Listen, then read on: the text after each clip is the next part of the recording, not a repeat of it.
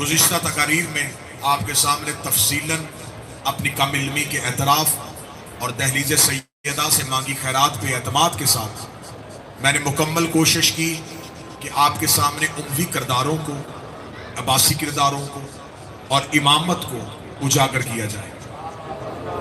اگر ہم تاریخ میں تھوڑا پیچھے جائیں تو رسول کے دادا حضرت عبد مناف، متوجہ میری جانب رہی ہے، یہ شجرہ رسول، یہ رسول کا، کیونکہ خدا نے قرآن میں دو شجروں کا ذکر کیا، ایک شجرہ خبیثہ اور ایک شجرہ طیبہ، اور یہ ضروری ہے کہ اگر شجرہ طیبہ ہے تو پھر شجرہ خبیثہ بھی ہے۔ شجرہ طیبہ کی خدا نے وضاحت کی ہے کہ اس کی اصل توحید کے ساتھ ملی ہوئی ہے، اس کی شاخیں آسمان تک جا رہی ہیں۔ تمام مفسرین نے لکھا کہ شجرہ طیبہ سے مراد یہ اہل بیت ہے، یہ آئمہ اطہار ہے۔ اگر شجرہ طیبہ یہ ہے تو پھر اس کا مطلب ہے کہ شجرہ خبیثہ بھی وہ ہوگا جو ہر دور میں ہر دور کے امام کے سامنے آیا ہوگا۔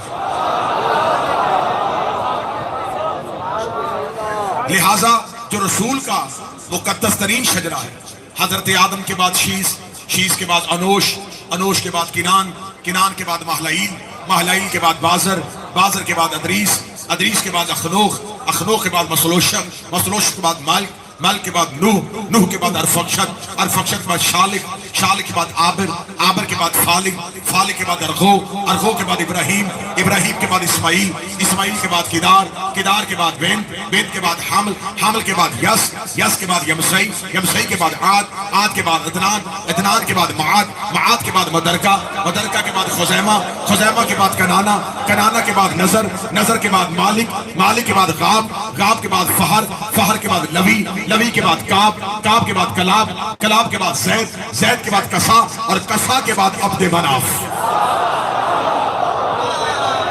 یہ میں نے شجرہ پڑھا جو رسول کا مقدس ترین شجرہ ہے، جس کی شاخیں آسمان پہ ہیں اور جس کی جڑیں جو ہیں وہ توحید کے ساتھ ملی ہوئی ہیں۔ جب رسول کا شجرہ، بالکل تاریخی اعتبار سے مجلس ہے کیونکہ شب عاشور ہے، آج آپ بالکل بے شک داد تحسین نہ دیں، لیکن موضوع کو میں مسلسل کرنا چاہوں گا۔ جب حضرت عبد مناف پہ آ کے یہ شجرہ پہنچتا ہے تو اب تاریخ کہتی ہے کہ حضرت عبد المناف کے ہاں دو بچوں کی ولادت ہوئی۔ دو جو میری طرف رکھیے، حضرت عبد مناف کے ہاں، شاید چھوڑ گیا، دو بیٹوں کی ولادت ہوئی۔ دونوں بچے جب پیدا ہوئے تو یہ جڑواں، ایک تاریخی روایت ہے کہ دونوں کی آپس میں پشت جڑی ہوئی تھی، اور ایک روایت ہے کہ ایک بچے کا پاؤں دوسرے کی پیشانی سے جڑا ہوا۔ ان دونوں بچوں کو تلوار کے ذریعے علیحدہ کیا گیا۔ جب تلوار کے ذریعے علیحدہ کیا تو اس دور کے بزرگوں نے کہا کہ ان دونوں بچوں کے درمیان تلوار ہمیشہ رہے گی اور ان دونوں خاندانوں کے درمیان ہمیشہ عداوت چلے گی۔ عبد مناف کے ایک بیٹے کا نام عبد الشمس تھا، دوسرے بیٹے کا نام عمر تھا، جن کو علیحدہ کیا گیا۔ یہ دونوں، یہ رسول کا خاندان پڑھ رہا ہوں، اور ایک بہت بڑی تاریخی دہشت گردی اس کا جواب دینے لگا، جو کہا جاتا ہے کہ اموی رسول کے رشتہ دار تھے۔ آج اس کا جواب میں کربلا سے، اس منبر سے دینے لگا ہوں کہ حقیقت میں اموی کون تھے جنہیں شجرہ طیبہ سے ملانے کی کوشش کی جا رہی ہے۔ اب جب عبد مناف کے ان دو بیٹوں عبد الشمس اور عمر کو تلوار سے جدا کیا گیا تو شام کے علاقہ میں یہ رہتے تھے، آبائی وطن مکہ تھا، لیکن تجارت کی غرض سے حضرت عبد مناف شام آ گئے تھے، کیونکہ مکہ میں چھوٹے لوگ رہتے تھے، مکہ کے لوگ زیادہ امیر نہیں تھے، لہٰذا یہ تجارت کرنے کے لیے قریبی مضافاتی علاقوں میں جاتے تھے۔ لیکن جو عمرہ ہوتے تھے، جو امیر ہوتے تھے، صاحب حیثیت ہوتے تھے، یہ تجارت کرنے کے لیے روم جاتے تھے یا پھر شام جاتے تھے۔ روم بھی قدیم اور شام بھی قدیم تہذیب تھی۔ حضرت عبد مناف شام آ چکے تھے۔ عبد مناف کے ہاں جب دو بیٹوں کی ولادت ہوئی اور تلوار سے علیحدہ کیا، عبد الشمس شام رہ گئے اور عمر جو ان کا بیٹا تھا یہ اپنے آبائی وطن مکہ آ گیا۔ یہ تجارت شام کرتے تھے، کاروبار شام کرتے تھے، رہائش شام میں رکھتے تھے، زیادہ وقت مکہ میں گزارتے تھے۔ حضرت عمر جب مکہ میں پہنچے تو اس وقت مکہ میں قحط پڑ چکا تھا، لوگ پانی کی بوند کو ترستے تھے، لوگوں کے گھر کھانے کو کچھ نہیں تھا۔ عمر نے اس بات کو بہتر سمجھا کہ بجائے میں شام میں جا کے عیش و عشرت کی زندگی گزاروں، جس علاقے سے میرے آباء و اجداد ہیں، اگر وہاں بھوک ہے، وہاں پیاس ہے، تو مجھے یہاں رہنا چاہیے۔ انہوں نے اپنے خزانہ کا منہ کھول دیا اور انہوں نے اپنے گھر میں دسترخوان لگا دیا اور مکہ والوں سے کہا کہ آج کے بعد تم نے اپنے گھروں سے کھانا نہیں کھانا، پورا مکہ میرے دسترخوان سے آ کے کھانا کھائے۔ یہ کتنی دیر مسلسل رہا؟ 4 مہینے مسلسل اہلیان مکہ عمر کے گھر سے کھانا کھاتے رہے۔ جب پہلے دن دعوت کا اہتمام ہوا تو وہ دعوت کا اہتمام کیا تھا؟ عمر نے اونٹ ذبح کروائے، اونٹوں کا گوشت بنایا، ان کے شوربے میں روٹی بھگوئی۔ یہ آج بھی ڈش جتنے عربستان کے ملک ہیں، عربوں کے، اسے سرید کے نام سے یاد کیا جاتا ہے، آج بھی یہ عربوں کی پسندیدہ ڈش ہے۔ عمر نے گوشت کے شوربے میں روٹی بھگو کے پیالے بھر بھر کے مکے والوں کے آگے رکھے۔ اس دور میں اس ڈش کا نام تھا ہوش، اور جو بانٹتا تھا اسے ہاشم کہتے تھے۔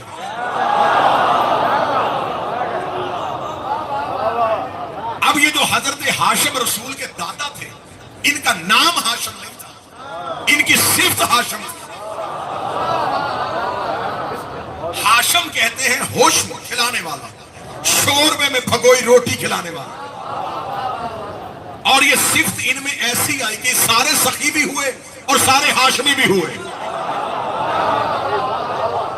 ان کی سخاوت اس ہاشم کی وجہ سے۔ اب بات کو آپ نے تاریخی اعتبار سے سننا۔ عبد الشمس شام رہ چکے تھے، عمر مکہ آئے۔ اب عبد الشمس جو بڑے بھائی تھے، ان کا جوانی میں انتقال ہو گیا۔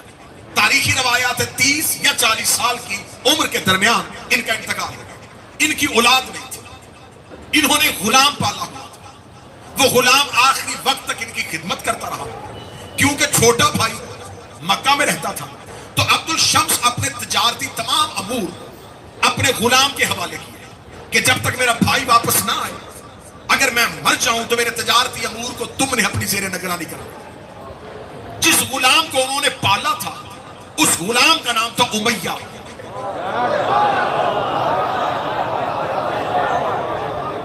کیونکہ آج مجھے موضوع کو مکمل کرنا ہے، تو اس لیے میں بڑی جلدی سے تاریخ آپ کے سامنے پڑھوں۔ یہ بیٹا نہیں تھا، یہ غلام تھا۔ اور عربوں کے ہاں بھی ناصر شاہ صاحب یہ طریقہ کار تھا کہ عرب غلام کو بھی بعض اوقات اس کا بیٹے کے نام سے منسوب کر دیتے تھے۔ اب جب حضرت ہاشم، کیونکہ میں عمر نام نہیں لوں گا، ہاشم نام، اب جب ہاشم شام پہنچے تو پتا چلا کہ میرے بھائی کا انتقال ہو چکا ہے۔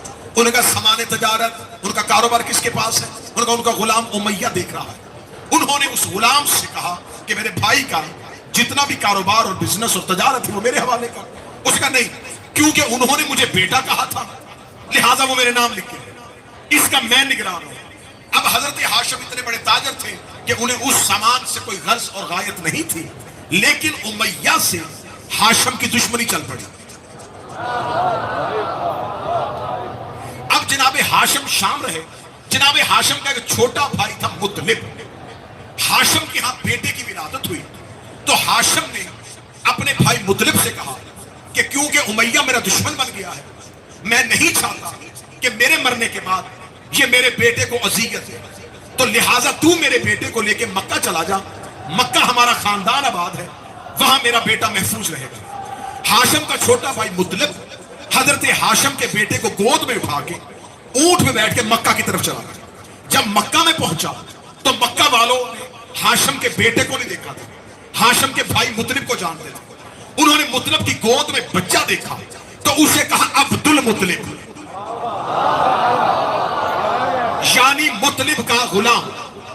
اصل نام عبد المطلب نہیں تھا، اصل نام تھا شیبۃ الحمد۔ جو کہتے ہیں نبی کا خاندان مسلمان نہیں تھا، یہ کیسا کافر خاندان تھا؟ کوئی عبداللہ ہے، کوئی شیبۃ الحمد ہے۔ بڑی جلدی جلدی صدیوں کا سفر لمحوں میں کروانے لگا۔ اب عبد المطلب جو ہے حضرت ہاشم کے بیٹے، یہ مکہ آ کے آباد ہوئے۔ آباد بھی نہیں ہوئے، انہوں نے خانہ کعبہ کا نظام اپنے ہاتھ میں لے لیا۔ یہ حاجیوں کو کھانا کھلاتے تھے۔ یہ وہی عبد المطلب ہے، میں ایک تاریخی حوالے سے یاد کروا دوں، جب ابرہہ خانہ کعبہ کو گرانے کے لیے آیا تھا، تو اس نے آتے ہی حضرت عبد المطلب کے اونٹ پکڑ لیے تھے.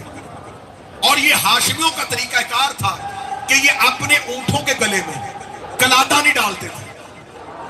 اونٹوں کے گلے میں تو جو میری طرف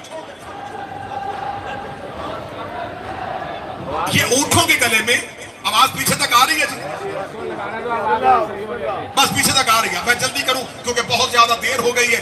میں چاہتا ہوں کہ مومنین زیارت سے میں اب عربوں کے ہاں، اب توجہ میری طرف رکھیں. عرب کا ہر قبیلہ اپنے اونٹ کے گلے میں ایک کپڑا ڈالتا تھا، وہ اس قبیلے کی پہچان تھی. وہ اونٹ بتا دیتا تھا یہ کس قبیلے کا. ہاشمی اپنے جانور کے گلے میں پٹا نہیں ڈالتے تھے اور کسی کی جرت بھی نہیں ہوتی تھی کہ ان کے جانور کو پکڑ لیں. ابرہا نے ہاتھ ہی حضرت عبد المطلب کے اونٹ پکڑ لیے. حضرت عبد المطلب کے اونٹ پکڑے تو یہ تاریخی حوالہ تو دینیات اور اسلامیات میں ہے کہ حضرت عبد المطلب نے آ کے کہا کہ میرے اونٹ کہاں ہیں. اس نے کہا میں تیرے اللہ کا گھر گرانے. تیرے اللہ کا. ذہن قریب ہوں گے تو میں کچھ پڑھوں گا، آپ قریب ہوں گے تو میں کچھ پڑھوں گا. میں تیرے اللہ کا گھر گرانے آیا ہوں، تو اونٹ لینے آ گیا. گھر کا نہیں پتا. فرمایا اونٹوں کا مالک میں ہوں، گھر کا مالک وہ ہے. لہذا آج بھی عقیدہ یہی رکھنا، عزاداری خطرے میں نہیں، عزادار خطرے میں ہے. عزاداری کا وارث موجود ہے. اب حضرت عبد المطلب جن کا نام شیبۃ الحم تھا اور کنیت کے حوالے سے عبد المطلب مشہور ہوئے تھے، یہ مکہ میں بیٹھ گئے. کہانی پوری یاد آ رہی ہے جی؟ اب وہ جو امیہ شام میں رہ گیا تھا، اس نے شام میں ایک بد کردار اور بدکار عورت سے شادی کی. اس کے ہاں سے اس کی دو اولادیں، ایک بیٹا ایک بیٹی. بیٹے کا نام تھا حرب، بیٹی کا نام تھا ام جمیل. اب یہ ام جمیل جو تھی یہ آ گئی ابو لہب کے گھر، یہ بن گئی ابو لہب کی زوجہ. رسول کا گھر ابو لہب کے گھر کی دیوار ایک تھی. یہ وہ ملعونہ عورت تھی جو اپنے گھر کا کوڑا رسول کے گھر میں پھینک اور جناب خدیجہ کو اذیت دیتی تھی اور ابو لہب رسول کو اذیت دیتے تھے. اللہ کو ان سے اتنی نفرت تھی، اللہ نے ان دونوں شوہر اور بیوی کی مذمت میں پوری صورت بھیجی. تبت یدا ابی لہب وتب، اے ابو لہب تیرے ہاتھ ٹوٹ جائے. اور اس کی بیوی کے لیے وَامْرَأَتُهُ حَمَالَةَ الْحَطَبِ، اور وہ عورتیں جو لکڑیاں ڈھوتی ہیں. امیہ کی بیٹی کو قرآن میں لکڑیاں ڈھونے والی عورت کہا گیا ہے. اب اگر کوئی بندہ کہے کہ نہیں یہ تو رشتہ دار تھے اور آپ نے کربلا میں بیٹھ کے کہہ دیا کہ یہ غلام تھے، میرے پاس دلیل ہے اور میں کربلا میں بیٹھ کے دلیل دینے لگا ہوں. 3 جگہوں پہ اہل بیت نے انہیں غلام زادے کہا ہے. پہلی دلیل جب فتح مکہ میں ابو سفیان رسول کے پاس آیا تھا، رسول نے کہا جا غلام کی اولاد میں نے تجھے آزاد کیا. دوسری بار حاکم شام نے کہا تھا اے علی میرے مقابلے پہ سوچ کے آنا، میرے پاس بہت بڑا لشکر ہے. علی نے جواب دیا تھا طلحہ بن عدی کے ہاتھ میں. علی نے کہا جا اس سے کہہ دینا غلام زادوں کا امام زادوں سے کیا مقابلہ. اور تیسری جگہ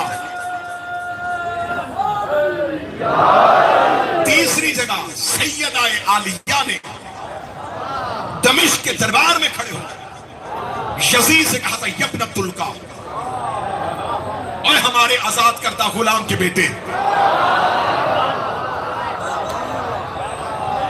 تو یہ میرے پاس 3 دلیلیں ہیں کہ اگر یہ خونی رشتہ دار ہوتے تو نہ رسول غلام زادہ کہتا، نہ علی غلام زادہ کہتا، نہ شہزادی غلام زادہ کہتی. یہ ہاشمیوں کے رشتہ دار نہیں تھے، یہ نسل امیہ میں سے تھے. بات یہاں تک پہنچ گئی تھی آپ کے ذہن میں؟ اب امیہ کی نسل سے میں نے آپ کی حاکم شام تک تاریخ آپ کو پوری سنا دی. حاکم شام آیا، حاکم شام کے بعد یزید آیا. 3 سال 4 ماہ یزید کی حکومت کا دور رہا. یزید کے بعد اب تخت پہ کون آ گیا؟